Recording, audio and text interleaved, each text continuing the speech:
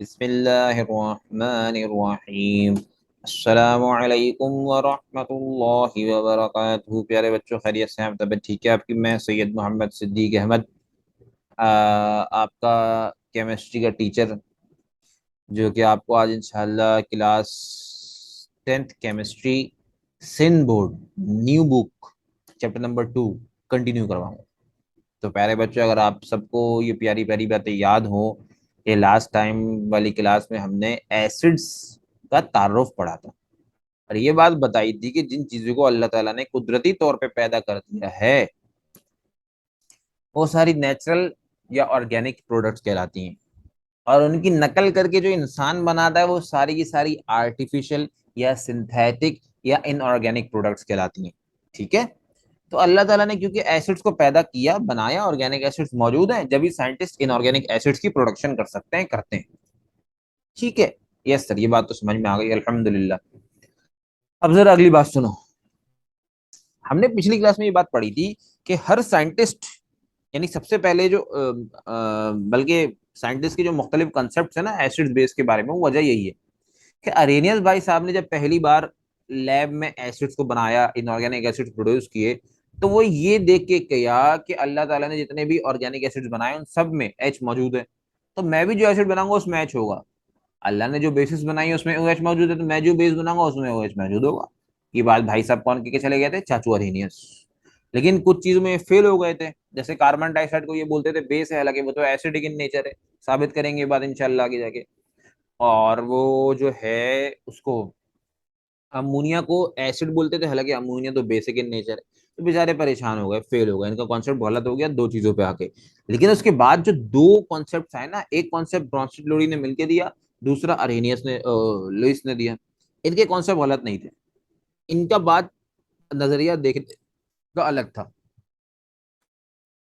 जो एक यानी एक कॉन्सेप्ट कहता था ब्रॉन्स्टेड लोरी का कि एसिड बेस को प्रोटॉन की बुनियाद पे जज करो, और दूसरा वो कहता था कि इलेक्ट्रॉन पेयर की बुनियाद पे जज करो। बस ये कुछ लिमिटेशंस थी, बहरहाल बिल्कुल गलत किसी का नहीं था, देखने का अंदाजा लगता।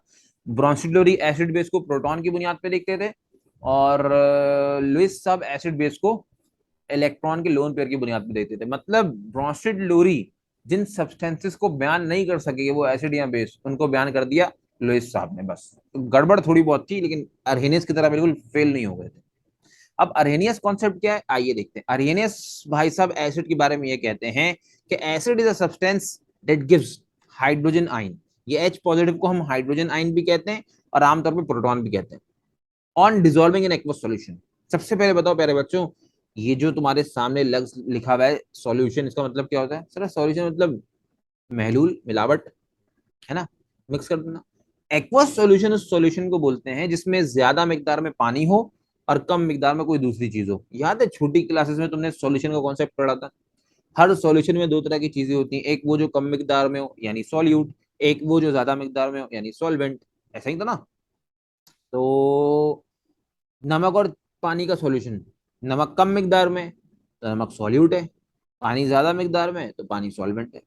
आटे और पानी का सॉल्यूशन, कहते आटे में पानी मिलाते हैं अम्मी, डो बन जाता है, गूंदा हुआ आटा बन जाता है। तो आटे और पानी के सॉल्यूशन में पानी कम मिकदार में तो पानी सॉल्यूट, आटा ज्यादा मिकदार में होता है तो आटा सॉल्वेंट है। लेकिन हर वो सॉल्यूशन जिसमें पानी ज्यादा मिकदार में हो, मेरा मतलब है पानी सॉल्वेंट के तौर पे बिहेव कर रहा हो, वो सॉल्यूशन एक्वस सॉल्यूशन कहलाता है। नमक और पानी का सॉल्यूशन एक्वस सॉल्यूशन है क्योंकि पानी ज्यादा मिकदार में, पानी सॉल्वेंट है। चीनी और पानी का सॉल्यूशन एक्वस सॉल्यूशन है क्योंकि पानी ज्यादा मिकदार में, पानी सॉल्वेंट है। तो हर वो सॉल्यूशन जिसमें पानी सॉल्वेंट हो ज्यादा मिकदार में, वो सॉल्यूशन क्या कहलाता है? Aqueous solution. बात समझ में आई? यस सर, ठीक है। तो अरेनियस भाई साहब ये कहते थे कि हर वो सब्सटेंस जिसका तुम एक्वस सॉल्यूशन बनाओ, पानी में घोल दो, और वो पानी में घुलने के बाद अपने अंदर से अगर एच रिलीज कर दे, अपने अंदर से एच निकाल के पानी को दे दें, समझ जाओ वो सब्सटेंस एसिड है। ठीक है। अब इस बात को जरा तफसील से समझते हैं, गौर से देखना। प्यारे बच्चों, हमारे पूरे पीरियोडिक टेबल में जो सबसे शरीफ एटम है, सबसे शरीफ एलिमेंट है, वो हाइड्रोजन है। इसका एटॉमिक नंबर 1 होता है, इसका मास नंबर भी 1 होता है। क्लास 9 में पढ़ के आए हम लोग, स्क्रीन पे देखते रहना। ठीक है सर। अगर मैं इसके इलेक्ट्रॉन, प्रोटॉन और न्यूट्रॉन मालूम करना चाहूँ, बड़ा आसान तरीका है सर, आपने बताया था क्लास 9 में कि एटम के इलेक्ट्रॉन प्रोटॉन मालूम करने का तरीका क्या होता है? जो एटॉमिक नंबर होता है वही इलेक्ट्रॉन वही प्रोटॉन। एटॉमिक नंबर 1 है तो इलेक्ट्रॉन भी 1, प्रोटॉन भी 1। ये एटम में तरीका होता है इलेक्ट्रॉन प्रोटॉन मालूम करने का। न्यूट्रॉन कैसे मालूम करते हैं? मास नंबर को माइनस कर दो एटॉमिक नंबर से, तो प्यारे बच्चों मुझे बताओ मास नंबर क्या है, 1। माइनस कर दो एटॉमिक नंबर से, एटॉमिक नंबर भी क्या है, 1। 1 माइनस 1 सन्नाटा। तो हाइड्रोजन बेचारा वो एलिमेंट है पीरियोडिक टेबल का जो सबसे शरीफ, सबसे मासूम है। क्यों? क्योंकि बेचारे के पास एक ही इलेक्ट्रॉन, एक ही प्रोटॉन है। यानी मैं इस बात को इस तरह कह सकता हूँ कि बेचारे के पास एक नेगेटिव चार्ज है और एक पॉजिटिव चार्ज। ठीक है सर। इसका स्ट्रक्चर कैसा होगा, कुछ इस तरीके से। हम सब जानते हैं हर एटम का एक सेंटर होता है, उसको हम बोलते हैं न्यूक्लियस। ये न्यूक्लियस में दो पार्टिकल होते हैं, एक प्रोटॉन दूसरा न्यूट्रॉन। तो हाइड्रोजन के पास तो न्यूट्रॉन है ही नहीं, ये हमने कैलकुलेट कर लिया। एक ही प्रोटॉन है, मतलब एक ही प्लस चार्ज है, मैंने सेंटर में एक प्लस चार्ज लगा दिया। और न्यूक्लियस के इर्द गिर्द इलेक्ट्रॉन घूमता रहता है। तो बेचारे हाइड्रोजन के पास एक ही इलेक्ट्रॉन है, वो घूम रहा है। अब इतना शरीफ है हाइड्रोजन, शरीफ से मुराद इसकी इलेक्ट्रोनेगेटिविटी इतनी कम है। अब मैं इलेक्ट्रोनेगेटिविटी बोलूंगा तो बात सही से समझ में नहीं आएगी केमिस्ट्री की जबान में, इसलिए पहले अपनी जबान में समझो बातों को, फिर जो है ना केमिस्ट्री की जबान में बात समझा। अभी बेचारा हाइड्रोजन इतना शरीफ, इतना कमजोर है, इतना कमजोर, इतना कमजोर कि बेचारे के पास जो एक इलेक्ट्रॉन है ना, वो भी कोई एटम चाहे तो इससे छीन के ले जा सकता है। मतलब कोई एटम आएगा जो इससे बदमाश होगा, हर एटम इससे बदमाश है। यानी हीलियम भी ना इसके सामने बहुत बदमाशी दिखाता है। एक थप्पड़ मारेगा चमाट हाइड्रोजन को और इसका एक इलेक्ट्रॉन ले जाएगा। तो बेचारे के पास है ही एक माइनस चार्ज, एक नेगेटिव चार्ज इलेक्ट्रॉन है, वो भी निकाल के कोई छीन के ले जाएगा। तो बेचारा खुद क्या बच जाएगा, एच पॉजिटिव हो जाएगा, प्रोटॉन हो जाएगा। जाहिर है भाई, हम जानते हैं ना कि एटम में पार्टिकल तो तीन होते हैं लेकिन चार्ज पार्टिकल दो हैं। ऐसे पार्टिकल दो हैं जिनके ऊपर चार्ज होता है, एक इलेक्ट्रॉन दूसरा proton. Electron minus charge, proton plus charge. Electron lose हो रहा है, इलेक्ट्रॉन जा रहा है, इलेक्ट्रॉन के जाने का मतलब माइनस चार्ज जा रहा है। जब माइनस चार्ज जा रहा है तो फिर सिर्फ कौन सा चार्ज बच रहा है, प्लस चार्ज बच रहा है। ठीक है सर। इलेक्ट्रॉन गेन हो रहा है, इलेक्ट्रॉन आ रहा है, इलेक्ट्रॉन के आने का मतलब कौन सा चार्ज आ रहा है, माइनस चार्ज आ रहा है, मतलब माइनस चार्ज का इजाफा हो रहा है। इसलिए तो कहते हैं जब कोई चीज इलेक्ट्रॉन गेन करती है उसके ऊपर माइनस चार्ज आता है। ठीक है सर, यहाँ तक तो बात अल्हम्दुलिल्लाह अल्लाह ताला के फजल से हो गई। अब सुनो, ये तुमको मैंने बता दिया कि हाइड्रोजन बहुत कमजोर, बहुत शरीफ, मतलब इसकी इलेक्ट्रोनेगेटिविटी बहुत कम है। ठीक है।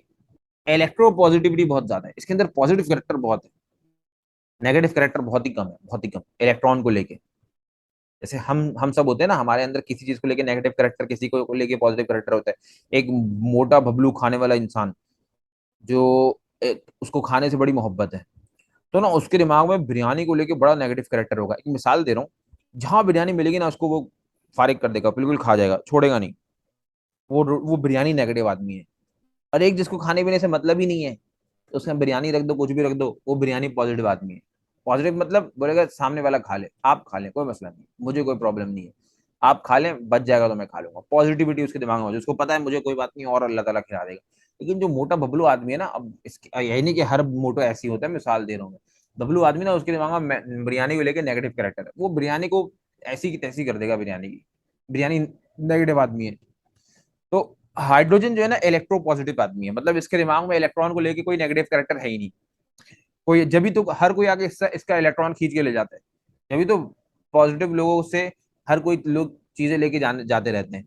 कोई कुछ लेगा, कोई कुछ लेगा, वो बेचारे चुप रहते हैं, कुछ बोलते नहीं है।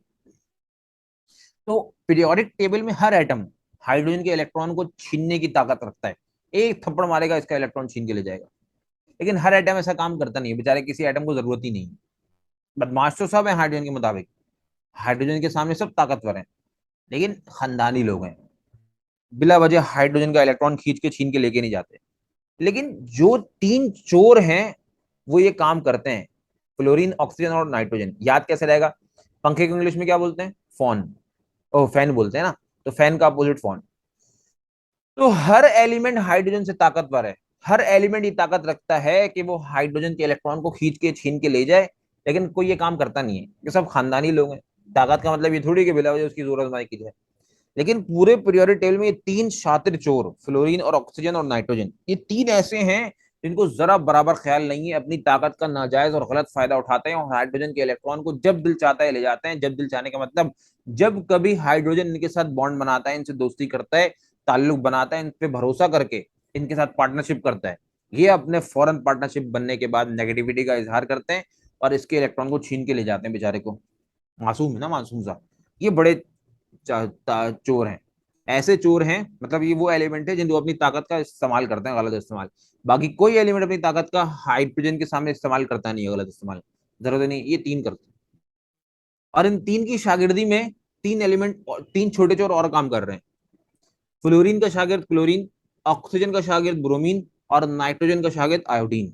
ये छह के छह वो चोर हैं जो हर सूरत हाइड्रोजन के इलेक्ट्रॉन को इससे छीन लेते हैं जब हाइड्रोजन इनके साथ बॉन्ड बनाता है, इनके साथ मिलता है।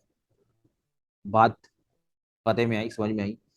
तो आइए बच्चों, जरा मैं इस बात को ना समझाता हूँ कि हाइड्रोजन कब इनसे बॉन्ड बनाएगा और कब ये हाइड्रोजन का इलेक्ट्रॉन छीन के ले जाने की ताकत रखते हैं, लेके जाएंगे। अब हाइड्रोजन शरीफ सुथरा आदमी है, जब वो इनमें से किसी के साथ भी बॉन्ड बनाएगा, मिसाल के तौर पर हाइड्रोजन अगर फ्लोरीन के साथ बॉन्ड बनाता है तो कौन सा कंपाउंड बनता है? हाँ सर, हाइड्रोजन फ्लोराइड बनता है। ठीक है सर, ठीक है। अब जरा ना इस हाइड्रोजन फ्लोराइड का डॉट एंड क्रॉस स्ट्रक्चर बनाते हैं, इलेक्ट्रॉनिक स्ट्रक्चर, जो क्लास 9 और फर्स्ट ईयर में तुम, आई एम सॉरी, क्लास 9 में तुम सीख के आए हो, फर्स्ट ईयर में दोबारा करोगे। आइए सर, हाइड्रोजन मासूम सा बेचारे के पास एक ही इलेक्ट्रॉन है, इसकी वैलेंसी भी वन है, शेयरिंग भी करता है, एक ही इलेक्ट्रॉन है, वो भी शेयरिंग करने के लिए तैयार है। इतना पॉजिटिव कैरेक्टर है इसके अंदर। फ्लोरीन जो है ना, फ्लोरीन सबसे शातिर चोर। किस एस्पेक्ट से चोर है? हाइड्रोजन का इलेक्ट्रॉन चुराने में। कब? जब हाइड्रोजन इस पे भरोसा करके इसके साथ रिश्तेदारी जोड़ेगा, इसके साथ ताल्लुक बनाएगा, बॉन्ड बनाएगा।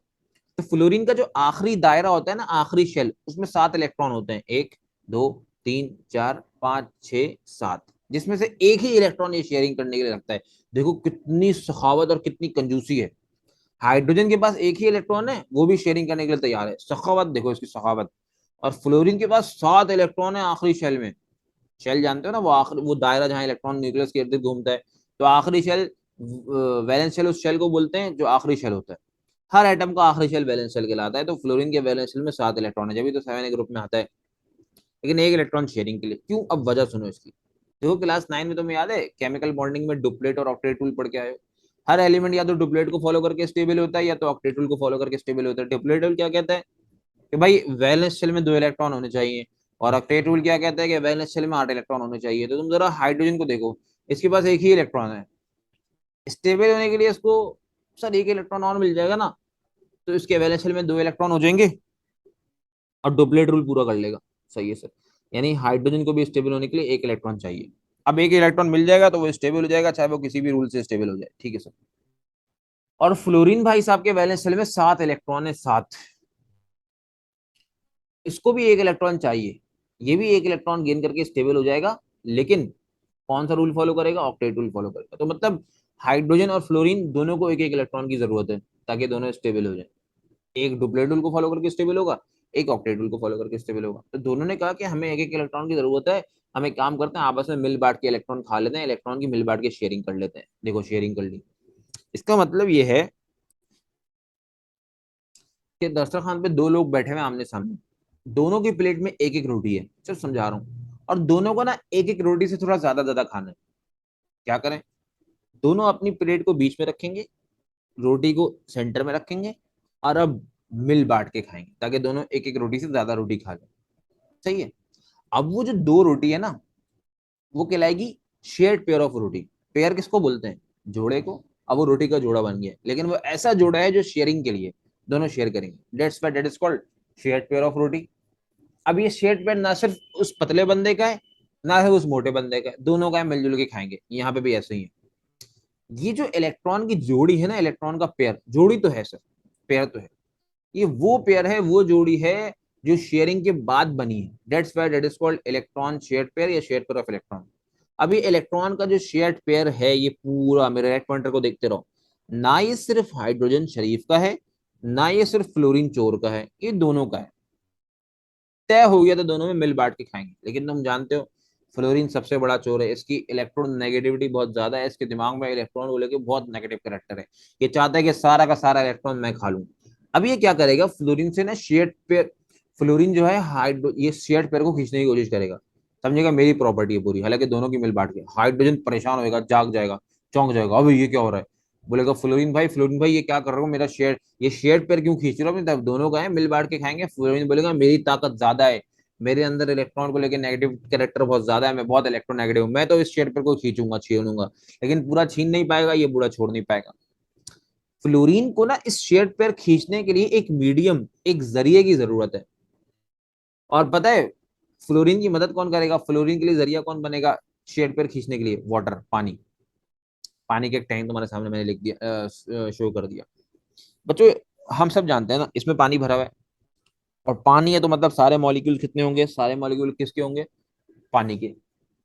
पानी के पार्टिकल्स हैं, पानी के मॉलिक्यूल्स हैं, बहुत सारे हैं लातादार, मैंने चंद तुम्हारे सामने लिख दिए, ठीक है। अब सुनो, मैंने तुमको ये बात पहले ही बता दी कि fluorine is shared pair of electron को, यानी इलेक्ट्रॉन को अपनी तरफ पूरा कब खींच लेगा, एच से इलेक्ट्रॉन कब छीन के ले जाएगा। है तो फ्लोरीन बहुत बड़ा चोर, लेकिन चोर को चोरी करने के लिए मौका चाहिए ना। अब बहुत रश लगा हुआ है एक जगह पे, तो चोर वहां पे आके चोरी नहीं कर सकता गन पॉइंट पे। हाँ, एक सन्नाटी वाली जगह पे उसको चाहिए, मौका चाहिए। तो फ्लोरीन बहुत शातिर, बहुत बड़ा चोर है। किस एस्पेक्ट से? हाइड्रोजन का इलेक्ट्रॉन हमेशा चुराने में। लेकिन चुराने के लिए ना इसको एक जरिया चाहिए, एक जगह चाहिए, और वो जरिया, वो जगह क्या है? पानी। जैसे ही मैं इस हाइड्रोजन फ्लोराइड को, यानी इस एच वाले एसिड को पानी में डालूंगा, ये देखो मैं एच को पानी में डाल रहा हूँ, ये एच पानी में आ गया। पानी में आते ही फ्लोरीन अपना काम दिखा देगा। पानी में मिक्स होते ही, मैंने एक बात बताई थी, पानी में मिलने वाला सॉल्यूशन कौन सा सॉल्यूशन कहलाता है? Aqueous solution. और अर्हेनियस भाई साहब के मुताबिक हर वो सब्सटेंस जो एक्वस सॉल्यूशन में जाने के बाद, पानी में घुलने के बाद अपने अंदर से एच को निकाल दे, वो सब्सटेंस एसिड कहलाता है। यहाँ पे यही होगा, देखो एच एफ मिले हुए कब तक थे? जब तक शेयर्ड पेयर एक था। पानी में जैसे ही गए, फ्लोरीन ने अपना काम दिखाया, शेयर्ड पेयर को लेके अलग हो गया, अपने ऊपर नेगेटिव चार्ज ले गया, क्योंकि इलेक्ट्रॉन को लेके इसके दिमाग में नेगेटिव करेक्टर था, इसके ऊपर नेगेटिव चार्ज आ गया। बेचारा हाइड्रोजन रोता फिरता हर जगह घूमता रहा। अब बेचारे के पास इलेक्ट्रॉन है ही नहीं, क्योंकि इलेक्ट्रॉन को लेके इसके दिमाग में पॉजिटिव कैरेक्टर, इसके ऊपर प्लस चार्ज आ गया। इस H पॉजिटिव को हाइड्रोजन आयन भी कहते हैं, प्रोटॉन भी कहते हैं। तो देखो बच्चों, हाइड्रोजन फ्लोराइड वो सब्सटेंस है जिसका एक्वस सॉल्यूशन जब बनाया, जिसको पानी में जब घोला, तो इसने अपने अंदर से H रिलीज कर दिया। और अर्हेनियस भाई साहब के मुताबिक क्योंकि हाइड्रोजन फ्लोराइड ने पानी के अंदर जाते ही अपने अंदर से H रिलीज करा, डेट्स व्हाई हाइड्रोजन फ्लोराइड एक एसिड है अर्हेनियस के मुताबिक। ठीक है सर। अब पानी में जाते ही ना इसने एच रिलीज कर दिया, खुद तो जाके फ्लोरीन ने नीचे जाके सुकून से बैठ गया, क्योंकि इसका ऑक्टेट पूरा है, सुकून से खा पी के बैठ गया, उसको परवाह ही नहीं किसी की कौन भूखा है क्या है। एच रो रहा है, बोल रहा है मैं अभी भी भूखा हूँ, मैं अभी भी भूखा हूँ, मुझे इलेक्ट्रॉन की भूख है। अब बताओ प्यारे बच्चों, इसकी भूख पूरी कौन करेगा? सर इसकी भूख वही पूरी करेगा जिसने फ्लोरीन की भूख पूरी करी, मतलब फ्लोरीन को शेयर्ड पेयर दिलवाया है। वो कौन है? पानी। हाँ, पानी में जाते ही फ्लोरीन ने पानी की मदद से शेयर्ड पेयर को अपनी तरफ खींच लिया और सुकून से बैठ गया। अब पानी ही एच की मदद करेगा। एच बोलेगा पानी भाई मुझे आपकी मदद चाहिए, आप ही की वजह से जो है ना मेरा बॉन्ड टूटा है, मेरा शेयर्ड पेयर जो है फ्लोरीन लेके चला गया है, अब आप ही मेरी मदद करके मेरी भूख मिटाएं। पानी तो पानी है, न्यूट्रल है ना, ये बात तो हम सब जानते हैं ना। पानी में कोई एसिड का कैरेक्टर है ना बेस का कैरेक्टर है। पानी तो न्यूट्रल है। पानी बोलेगा हाँ मुझे तो कोई किसी से ना दुश्मनी है ना कोई दोस्ती है, तुम आ जाओ मेरे पास, तुम मेरे पास आओ और अपनी जरूरत पूरी करो इलेक्ट्रॉन की। और जब ये हाइड्रोजन पॉजिटिव, जिसको मैं प्रोटॉन कह रहा हूँ, वाटर के साथ मिलेगा तो एक नया कंपाउंड बनेगा। मुझे बताओ वाटर का फॉर्मूला क्या है? H2O। जब एक H और हो जाएगा तो क्या बन जाएगा? H3O। हाँ, और इस पूरे H3O के ऊपर पॉजिटिव चार्ज आएगा। देखो बच्चों एक बात याद रखना, स्टैक पॉइंटर को देखो, मेरी आवाज सुनो और बात समझो। जब कोई कंपाउंड अपने अंदर प्रोटॉन को ऐड करता है, प्रोटॉन यानी H पॉजिटिव, तो उस पूरे कंपाउंड के ऊपर प्लस चार्ज आता है, जैसे इसके ऊपर आ गया। और इस H3O पॉजिटिव को बोलूंगा हाइड्रोनियम आइन। बात समझ में आई? ये अरेनियस का कॉन्सेप्ट था। इस तरह से अरेनियस ने साबित किया कि हर वो सब्सटेंस जो पानी में जाने के बाद अपने अंदर से प्रोटॉन को रिलीज कर दे, वो एसिड कहलाएगा। अब तुम H का बॉन्ड F के साथ बनाओ, O के साथ बनाओ, या नाइट्रोजन के साथ बनाओ, या क्लोरीन के साथ, या ब्रोमीन के साथ, या आयोडीन के साथ, ये सारे के सारे वो चोर हैं जो हमेशा हाइड्रोजन का इलेक्ट्रॉन ले जाते हैं जब हाइड्रोजन से बॉन्ड बनाता है। लेकिन इनको इलेक्ट्रॉन की चोरी करने के लिए एक मीडियम, एक जरिए की जरूरत है। वो जरिया क्या होता है? पानी होता है, वाटर होता है।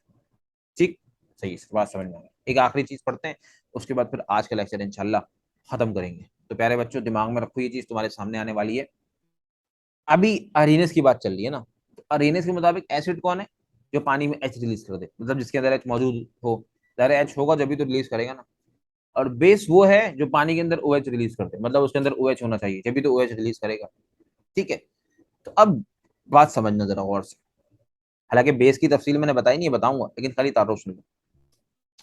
एसिड की ताकत कि वो बेस को न्यूट्रलाइज कर दे, वो कहलाती है बेसिसिटी ऑफ एसिड। क्या मतलब सर? दोबारा समझाइए, आओ समझो। देखो न्यूट्रलाइज करने का मतलब क्या होता है? खत्म कर देना। मैंने एक बच्चे को 5 रुपए दिए, तो उससे 5 रुपए ले लूंगा, वो न्यूट्रलाइज हो जाएगा, जीरो हो जाएगा। मतलब +5 देके -5 कर दो, जितना दिया है उतना ही ले लो, यानी जितना प्लस करा उतना माइनस कर दो, तो वो न्यूट्रल हो जाता है, खत्म हो जाता है, कट जाता है, जीरो हो जाता है। और एसिड को काटने वाला, मतलब एसिड को न्यूट्रलाइज करने वाला बेस होता है, और बेस को काटने वाला, बेस को न्यूट्रलाइज करने वाला कौन होता है? एसिड। ठीक है, ये सारी बात तो समझ में आ गई। तो प्यारे बच्चों अब मेरी बात तो गौर से समझना, सुनना और स्क्रीन पे देखना। गौर से स्क्रीन पे देखो। एसिड की ताकत बेस को न्यूट्रलाइज करने की वो कहलाती है बेसिसिटी ऑफ एसिड। अंडरस्टूड? अगर अंडरस्टूड तो ये वाली बात मुझे बताओ। अगर एसिड की ताकत बेस को न्यूट्रलाइज करने की बेसिसिटी ऑफ एसिड कहलाती है, तो बेस की ताकत एसिड को न्यूट्रलाइज करने की क्या कहलाएगी? माशाअल्लाह ला कुव्वता इल्ला बिल्लाह, very good, base acidity of base. तो एसिड की ताकत बेस को न्यूट्रलाइज करने की बेसिसिटी ऑफ एसिड, बेस की ताकत एसिड को न्यूट्रलाइज करने की एसिडिटी ऑफ बेस।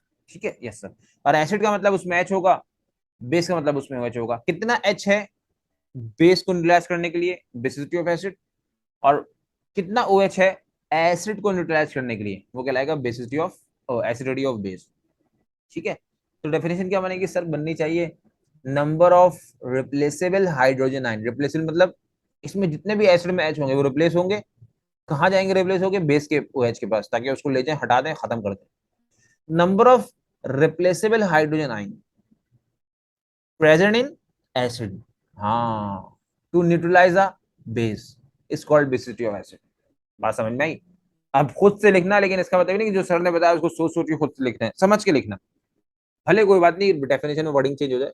यहाँ क्या लिखोगे सर? यहाँ लिखेंगे, ये है ना बेस की ताकत एसिड को न्यूट्रलाइज करने की, तो बेस की ताकत क्या होती है? OH। Number of replaceable hydroxyl ion, ठीक है, present in a base to neutralise acid is called acidity of base. ये रही और ये रही। ठीक है, मुझे उम्मीद है बच्चों तुमको बात समझ में आई होगी इंशाल्लाह। हाँ, HF क्या ये एसिड है? हाँ सर, अरीना के मुताबिक ये एसिड है, क्योंकि उसमें एक एच मौजूद है, एसिड है। एक एच है इसलिए मोनो बोल दिया, है ना? एसिड है क्योंकि एच मौजूद है, एक एच है इसलिए मोनो बोल दिया। लेकिन ये वो मोनो एसिड है जो बेस को न्यूट्रलाइज करेगा, ये कहलाएगा मोनोबेसिक एसिड। ठीक है। अच्छा, क्या ये बेस है? हाँ सर, ओ एच है इसलिए ये बेस है, और एक ओ एच है इसलिए मोनोबेस है। लेकिन ये वो मोनोबेस है जो एसिड को न्यूट्रलाइज करेगा, that's why it is called mono acidic base. ठीक है। अब बताओ ये कौन सा कहलाएगा सर? इसमें दो एच है ना, तो ये कहलाएगा डाइबेसिक एसिड। और इसमें दो ओ एच है ना, तो ये कहलाएगा डाई एसिडिक बेस। मतलब मोनो मोनो को न्यूट्रलाइज करेगा, डाई डाई को न्यूट्रलाइज करेगा, ट्राई ट्राई को न्यूट्रलाइज करेगा। तो प्यारे बच्चों, तुमको मुझे उम्मीद है ये वाली बात इंशाल्लाह अल्लाह ताला के फजल से हुक्म से समझ में आ गई होगी। नेक्स्ट क्लास में इंशाल्लाह एसिड्स की केमिकल प्रॉपर्टीज पढ़ेंगे, और केमिकल प्रॉपर्टीज पढ़ने के बाद एसिड रेन, ये एसिड का टॉपिक इंशाल्लाह नेक्स्ट क्लास में खत्म कर देंगे। फिर जो है ना हम बेस को स्टार्ट करेंगे, पीएच वगैरह का न्यूमेरिकल करेंगे। ये चैप्टर कुछ क्लासेस में इंशाल्लाह हमारा खत्म हो जाएगा। जज़ाकल्लाह बच्चों, अपना ख्याल रखना। अस्सलाम वालेकुम वरहमतुल्लाहि वबरकातुहू।